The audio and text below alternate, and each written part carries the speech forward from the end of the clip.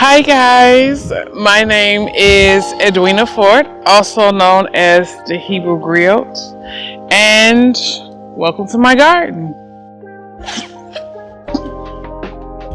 So I am really loving this bed here because my hubby found this watering system and I love the way it waters the plants.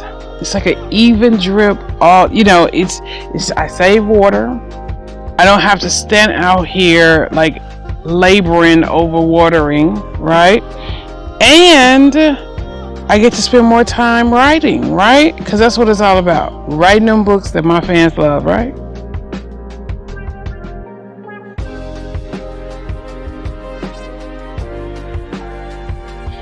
I like this area. You know, when I'm out here in the garden and I get sweaty and hot and the sun gets overbearing, I like to come here and just take a breather. And most importantly, I like to sit back and just look at the fruits of my labor. Because it's hard work. It's hard work maintaining a garden. And you need a spot where you could just sit back and take it all in. That's the spot for me.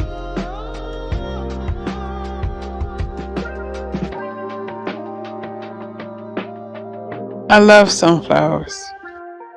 And the crazy thing is, they grow wild in my garden now because I let I had these big Russian sunflowers and the heads were like this big and I let them just go, and the squirrels scattered the seeds all over the garden, hiding them, and now I have sunflowers growing all over my garden. However, this is the writing shack. Let me show you where it all goes down.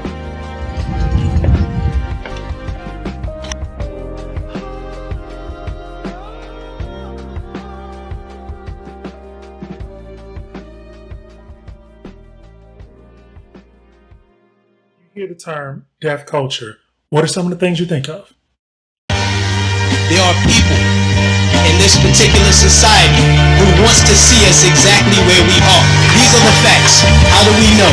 1967, Kerner Commission report. He said, what caused these riots? He said it was young children who started these riots, and what motivating them was a high self-esteem and an enhanced racial pride.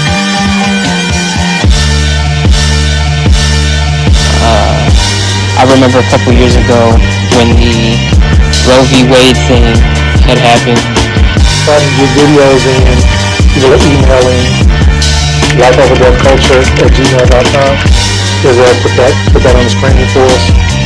But I think it's crazy when grown people are out in the streets calling in to work or whatever they're doing, they're literally crying.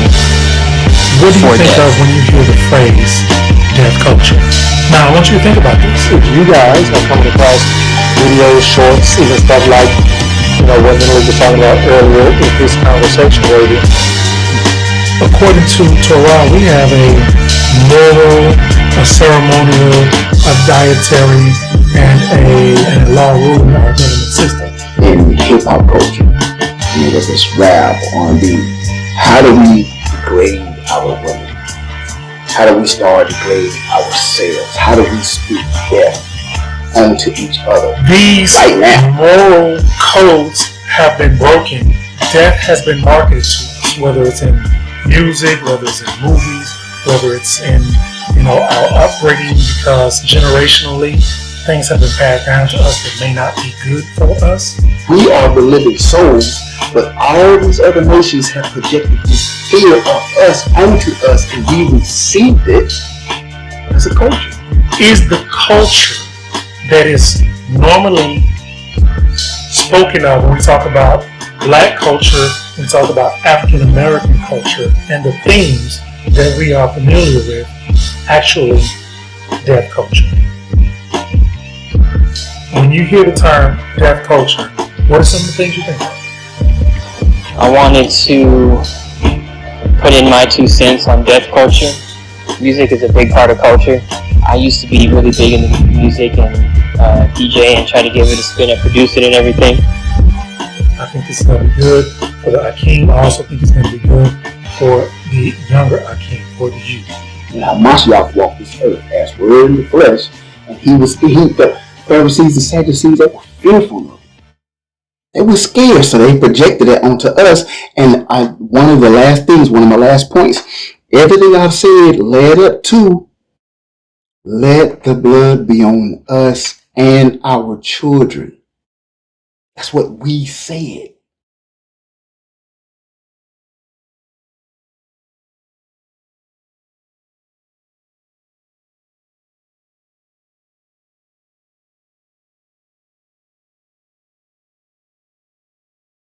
All right. Welcome everybody to another episode of Life of Death Podcast.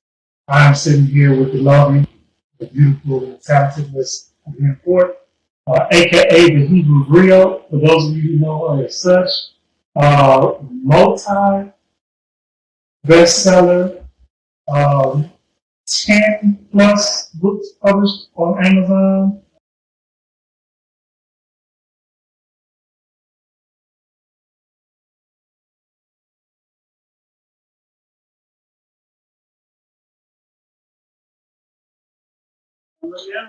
Plus, not including your YouTube series on the Hebrew Grill website. I'm sorry, on the YouTube website. How many total are there? I think it's 6. I think it's more than that. But yeah. And those are all free to view. Mm-hmm. Man, that is beautiful. Yeah. Really cool. Man, thank you for blessing us a little bit of your time. No, we had a quick look around the garden, around your writing station, obviously. You got a lot going on. How do you balance it? Oh, that's the most time. Say, idle hands, that was playground. Now, is that actually in the scriptures? You know, we say so much, so many sayings. Yeah. But, yeah, yes, they do. Absolutely. You don't have time for idleness. Yeah. No, I agree 100%. So one of the things that I like to do with this podcast is really bring this idea of, life culture, which I believe that us as Hebrews, as Israelites, are ultimately trying to push and preserve that life in Messiah, that life in Torah, that life in God, versus what we've been raised and brought up in before we came into the church, which some really view as a death culture. So I like to start off by asking all of the guests, ask you, what do you think of, or what comes to mind for you when you hear life over death culture, or life versus death culture?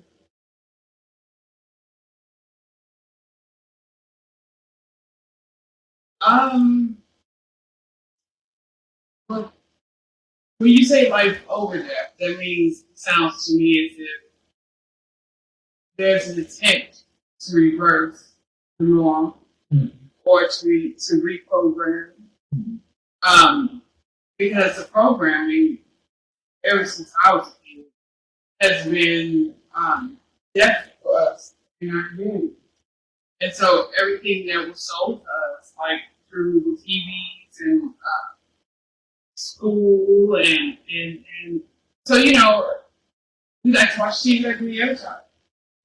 And every time we turned on TV, what we saw on our televisions, people that looked like us, who was always trying to kill each other. You know what I'm saying? It was always sneaking, conniving, for the women, unloyalty for the men, unloyalty to the men, disrespect the women, and women disrespect the men.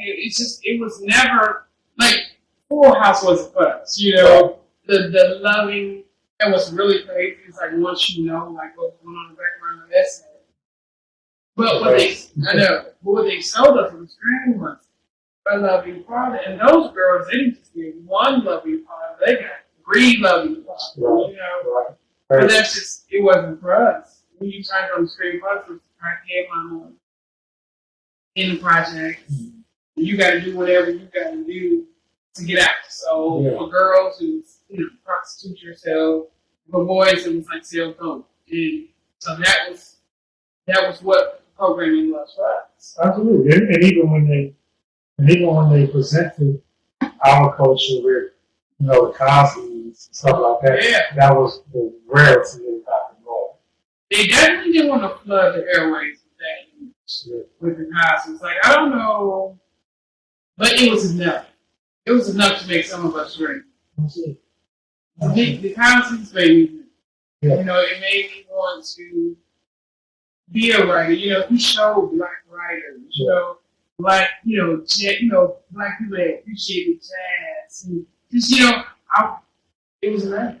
I don't know, and I think that your readers and your fans and the people who listen to their YouTube channel get that through your writing as well. So tell us a little bit more about how that idea of putting forth something that's speaking life as opposed to something that's speaking death kind of filters into your writing, which you do.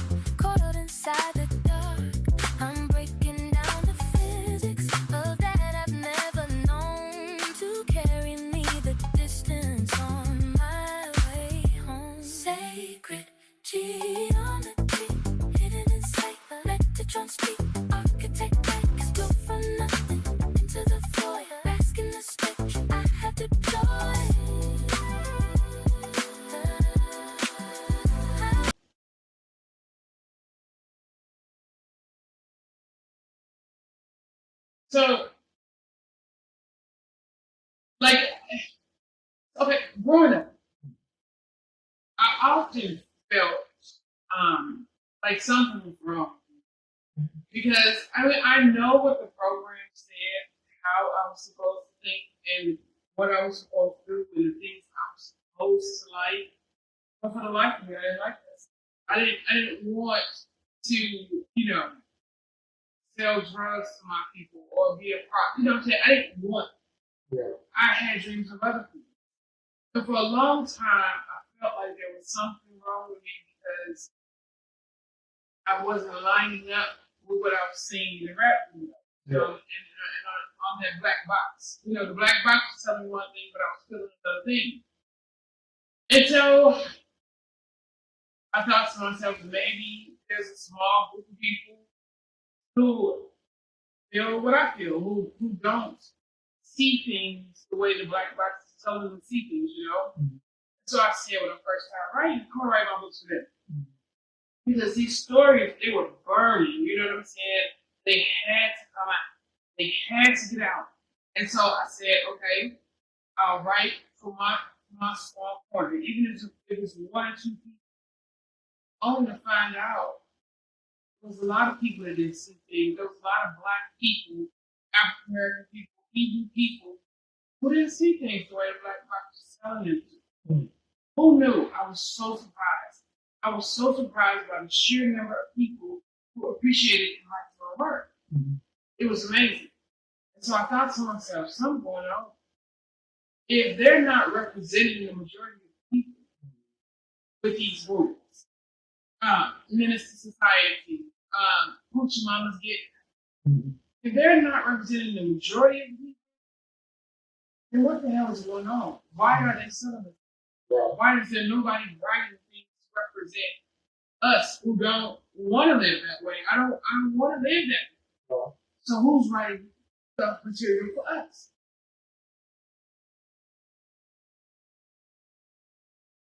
Do you find a lot of other authors that are writing what you write in spaces that you're in?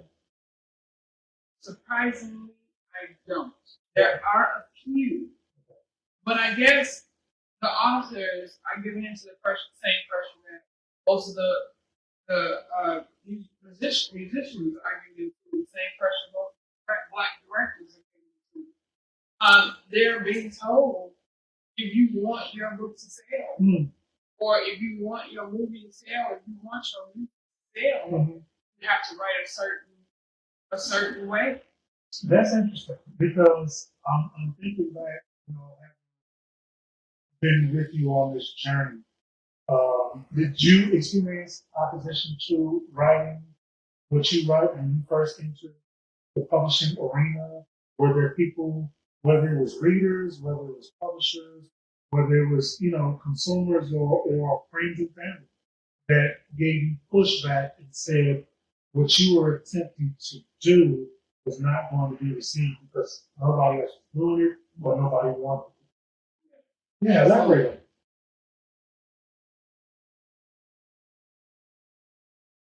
So surprisingly, it was a lot of the very people. So this is what I get up. I get people who read my book and they'll leave a comment and the first thing they say is surprise. Right. I'm surprised I enjoyed this the way that I enjoyed this, you know what I'm saying? Wow. Because they're probably here, okay, she writes she has a biblical undertone to her writing. Okay. But I've seen, it's crazy when you see yourself talking in spaces. So I've seen people say, her books can get a little spicy. Okay. Not as spicy as, but they can get a little spicy, but they have her stories have a biblical undertone. And so first thing a lot of us hear is, only a little spice. Right. And biblical undertone, that's just not, ain't no drug that ain't no. And so somebody say, missing the read, no, but it's really, really good. Really, and then when they leave a comment, they're kind of saying, you know what? My sister been telling me to check your books out for months. And I'm like, nah, I think it's gonna be more. But surprisingly, I really enjoyed it, and I'm gonna slaughter your whole, catalog. And so, and then at the end, it's just like I'm starting to see like what's happening to our people. Like there's this black box have power, and it's like it has power to sway. I like how to spell it. Yeah. Some people say I'm fancy. So let's just say this black box have a power to sway and suggest. And when our people period, when they watch it, they believe what it says. Yeah. You have a lot of other race of people who meet us and talk to us, and they're surprised.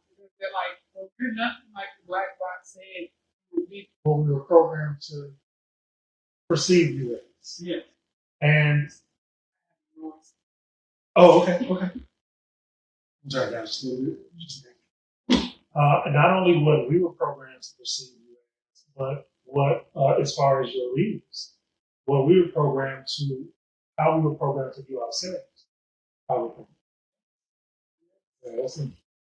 And so, and then you have a lot of people who go through this. And I'm not necessarily talking about African Americans, okay, but you have other races of people who, when they realize they're not quite like the black box is telling them they should be, and they start going through these moments of disturbance, because it's like the black box have always told me I was superior.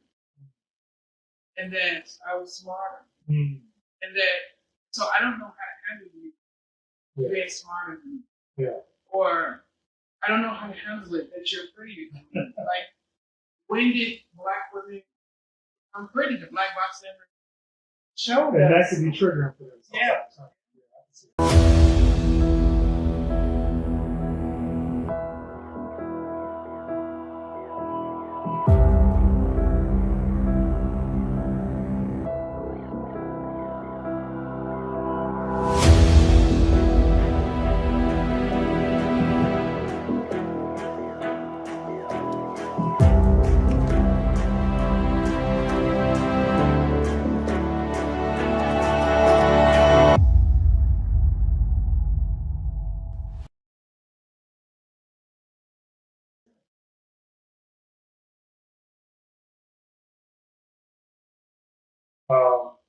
So I find it a little difficult to really classify your writing in one particular genre that's already established. How would you classify what you write? Oh, um,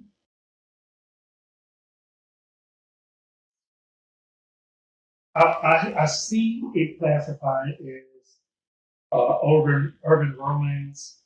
I've seen it classified as urban paranormal, uh, historical urban. I'm sorry, not urban, but African American historical fiction. I've seen somebody call it sci-fi. I've seen spiritual. What do you think about I definitely would. I can comfortably say it's paranormal. it? Okay. With some blends of spirituality. Spirituality, It's it's taking on. tricky. Yeah. It's taking on. You know, biblically based, 100%. Right. You know what I'm saying? Because I write for my people. Yeah. About my people. But it seems like when people go into one of your books thinking good, they are completely surprised because it's not good the way that they would think. So it's not good in the way the program. They've been programmed to think. There are black fathers on the book. Right. I don't care what the black box. Okay. There are black mothers who care about they nurture their children, they care for their children, they love their children. As a matter of fact, most black fathers and mothers love their children and care about their children and want to invest or do the best they can to invest in your children. Yes, you have a few who are down for what? You know what I'm saying? You have a few, but you have a few of those in every race, regardless of what the black box told you. There's a few of those in every race. You have it's a people thing.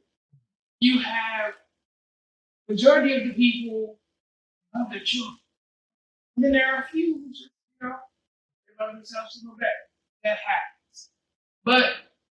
And so I just choose to write about the percentage because they're so underrepresented. That work, that love, that nurture, that grow, that feed, that plant good seeds, that live, that, you know what I'm saying? I just choose to write about those now. It's reality. So most of the time they start off a little rough, you know what I'm saying? Because there are, unfortunately, there are little options for black males, as far as obtaining wealth to take care of their family. If you don't,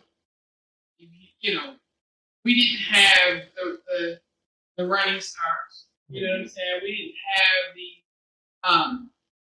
we wasn't sent to summer camp when we were younger to show us other parts of the world. We didn't have the finances to get us off to a nice, a nice leap. And so we do the best that we can.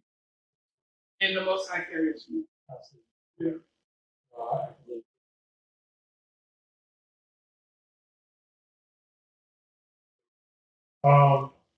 So what is your household makeup? How many children? We are a household team. So we have 8 children. Mommy and daddy. That's daddy. Yeah, I don't know. And so we were we had a huge family. And the Most High has provided. Yeah. And so with a family of, mother and father and 8 children, all the children being yours, not a blended family, as one would say. What was it like growing up, how you grew up, and then making this transition to walking according to biblical truth, biblical laws, and how do you think that that's changed the trajectory of your family as opposed to what it might look like? had you not came into the truth and had you not been raising the children? I definitely feel as if the Most High chose, to speaking from my family, you know what I'm saying, like my great relationship. You know, there aren't many black families, unfortunately, because of the abuse and because of the traps and the setups and the spells. And I know I'm pensive.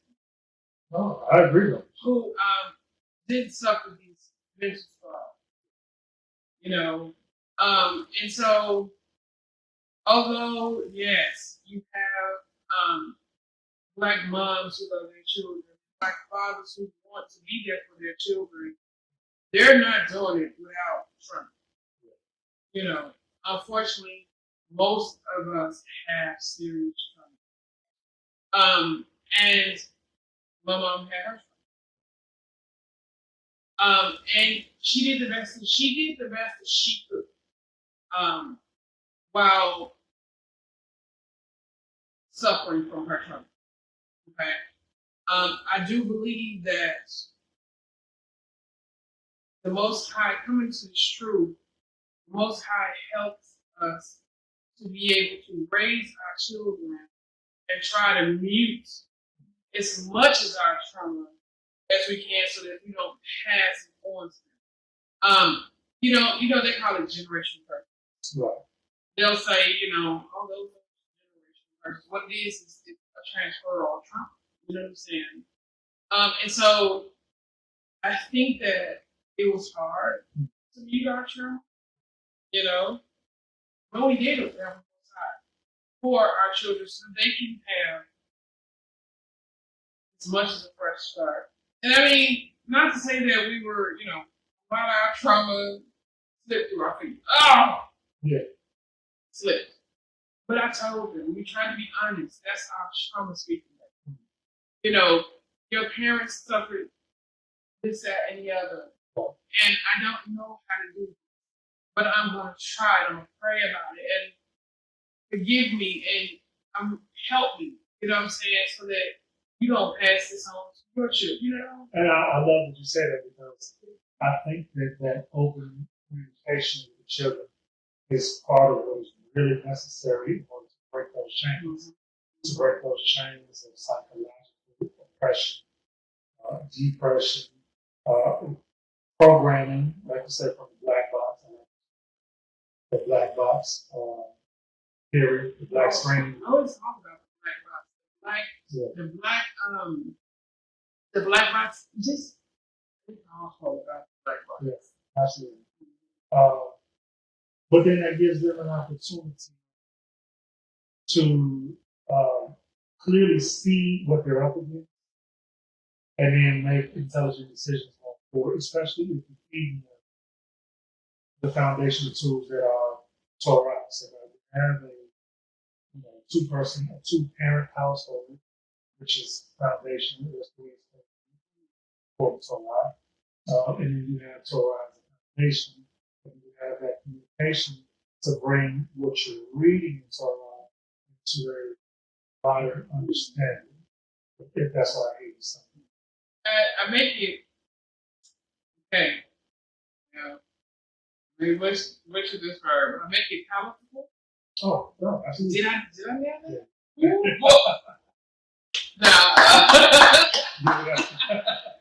No. I try to make it palatable. I believe that the way, so when you hear people say they turn against the Bible because of the way the slave master, well, that was the spell. Their science, and so if they can use the Bible in such a way, it's my duty as a steward to reverse that, and I make it palatable. So speaking of making palatable, I see some stuff in the background that looks like you're working on, or you have some new additions. So what is this you have behind? Okay, so this is actually this is an oldie, but I just got around to Show it to the people.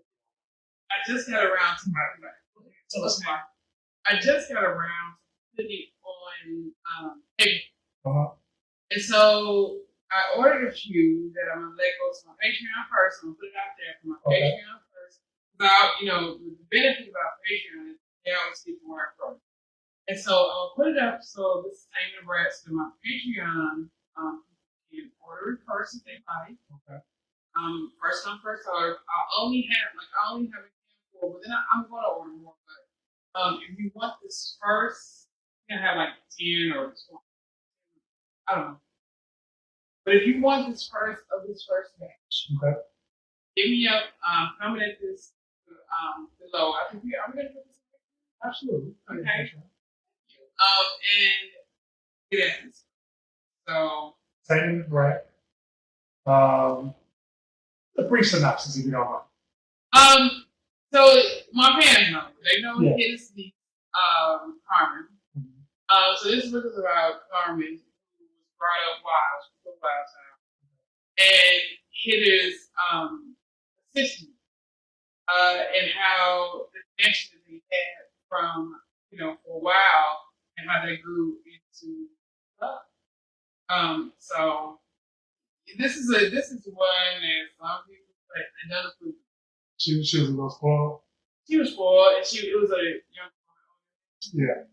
And so he was his assistant. So Hitta was a professional boxer, so Hitta ended up getting custody of her when she was like, well, I don't know how she was. Very protective. Yeah, he was. Yeah. But he was very rarely there. So whereas Hitta kind of let her get away with stuff, Wayne was like, no, she needs education. She needs it. You're referring to Hitta, so Hitta's from another one of your titles, which is his team. And Wayne was Hitta's assistant. Yeah. No, Hitta is actually one of my favorites. And let me say this for any of the brothers of Green that may be watching this. This is my favorite author when it comes to fiction. This is my favorite author. So yeah, it is definitely one of my favorite stories. Yeah. I read these stories as well. I'm not caught up on all of them. I will be honest, because I drive a truck. And so Miss Edwina, aka the Real, is working on putting more of the audio for those of us that like to listen while we work. Yeah, get that, y'all. So Patreon, I got a few. I bet it in there. Y'all interested? Just put interested under this video. And the good thing about this, because as you guys know, there was a hold up in my last book. Something was going on with Amazon. Like, I don't know. I don't pretend to know. We're going to chalk it up to Amazon now. It's out there. Yeah, and I did all these pre-orders.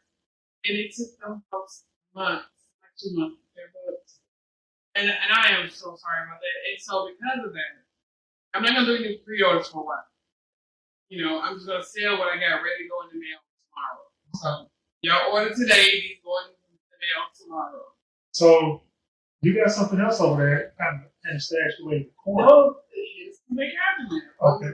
Would you mind to show? Yeah. Yes. So these are the books that come from Problems. Okay. It's to make happen. Now I just want to say also that book was 390 some pages. Mm-hmm. So you're not just and I'm saying that because you put out books back to back. Just like you have so many titles. So even though this one is a smaller book, this is kind of what would you call it? It's an introduction. So it's I don't know. Like an addendum to this? Addendum is a legal term, but it's kind of like a follow-up to this. Yeah, because it's just as much as Edwina story as it is Angel. Okay. And so it's an introduction to what's coming with Lynn Bear. Okay. But also let's check in on it and Angel. Okay. And we're gonna check in, from time to time on these characters as they are on their journey out. And this one is available now. This is the one though that caused all the trouble, but yes, it is available now. Amazon does not want to release it. All right, they come back on the scene. No, they do not want to release it. So y'all can reach out through her socials. You can also find her on Amazon. This author, at this point, you can just Google and read for it. You'll see all the stuff she's done. You have arrived. Oh. We got to do balance as they're doing great things and outreach. You put in a lot of work. And one of the things also that I've noticed, I'll take that for you, is that the authors in the Israelite community, I don't think they're really getting as much of a spotlight as they should. I know that the musicians get a lot of accolades, and we have, and I love them, the truth music and the truth music, Israelites be jamming, how many of you guys is groups on Facebook, and you guys allow the authors to post and to spotlight, so toe down, hallelujah for that. I want somebody to reach out though, because I think that at some point the musical presentations, when you guys are doing the shows and stuff like that, there should be a space for the authors and for the poets, because there's my poets I think as well, to jump in there at the same event, y'all. Let's put this together, man. Yeah, we need to be working together. There's a few. I don't know if they didn't even mention because he rules for books now. Yeah. We gotta read, family. Hey, that's one of those fails. This is a big deal, but I know they'll come teach read. Because they chewing these novels up. And these novels are bringing a lot of people to scripture. So that's the breathing life part of this that I really love. So, what else you got coming up? I hear you got something else. I do. We are going. So my fans have been waiting years for part 3 of Cinema Passport. Okay. And it's finally. Oh yeah, and it's finally coming to fruition. We're gonna have a release party for that in Chicago, July 17th to 19th. Okay. It's gonna be a weekend affair, or if you just want us to come out for the 19th, is when we're gonna be having a book signing and having some jazz. And one of the most black-owned bookstores in Chicago that should be highlighted and more attention should be brought to. And so we're just trying to do a kind of like a partnership where we just bring recognition to black spaces as being underrepresented. And so we're going to be there. And also, I will be releasing third triplet story in the Law Boy series, Levi's. His story will be June. Okay, I forget the date, but the end of this month is going to be released. So sorry. His book will be released on Amazon Kindle. Yeah, just. Yeah. What did it say? The work is thinking. The work is. Yeah, we're definitely doing the thing, man. So I want you guys to support this offer. Thank you again for giving us your time. Maybe we can get you to come back and do another interview or talk more about relationships, marriage. We talking about life over death.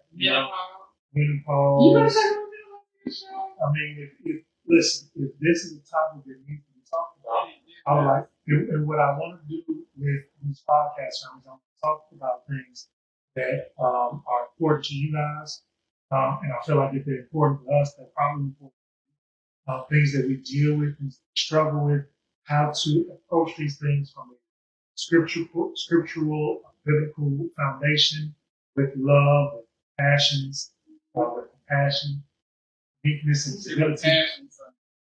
With passion. That's important. Yeah, I'm very passionate about things. Yeah, so no, please come back and join us. Thank you again. Applause.